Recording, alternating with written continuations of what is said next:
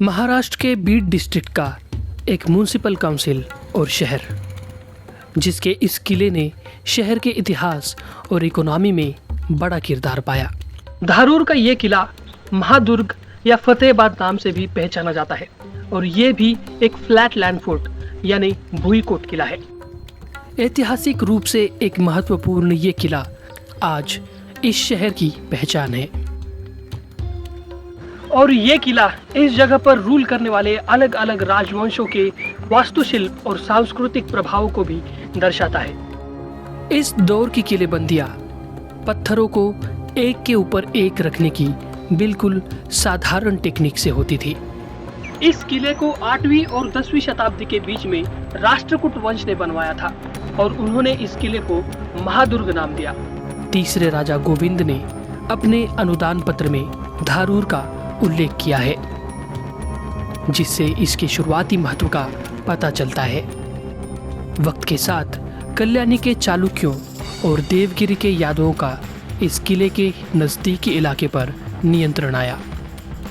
बहमनी सल्तनत के दौरान व्यापारिक रणनीतिक जगह की वजह से धारूर एक समृद्ध व्यापारिक केंद्र के रूप में विकसित हुआ। इस किले की जड़ें सातवाहन युग से भी जुड़ी है, जब धारूर राजधानी पैठण के रास्ते में एक बड़े बाजार का कस्बा था। सन 1567 में आदिल शाही वंश यानी बीजापुर सल्तनत के एक प्रमुख कमांडर किश्वर खान लारी ने इस महादुर्ग के पत्थरों के इस्तेमाल से किले का पुनर्निर्माण किया। ये किला आदिल शाही और निजाम शाही राजवंश के बीच विवाद का केंद्र भी बना। सन 1569 में अहमदनगर यानी अहिल्या नगर के मुर्तजा निजाम शाह ने इस किले पर कब्जा करके इस किले का नाम बदलकर फतेहाबाद रख दिया। बाद में इस किले पर मुगलों का कंट्रोल आया। ये एक महत्वपूर्ण गढ़ बना रहा, जहां करीब 100 सालों तक सिक्के बनाने के लिए टकसाल भी स्थापित की गई थी। 1795 की खरड़ा की लड़ाई के बाद कुछ समय के लिए यह किला मराठों के नियंत्रण में भी था। यह किला आज काफी हद तक एक खंडहर बन चुका है। इसकी दीवारें बड़ी तादाद में ढह चुकी हैं और सभी तरफ घास उग गई है।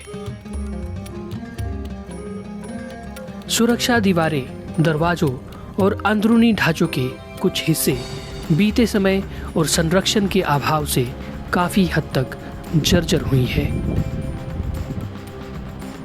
फिर भी इस किले से खाई मानसून में खूबसूरत और आंखों को राहत देती है।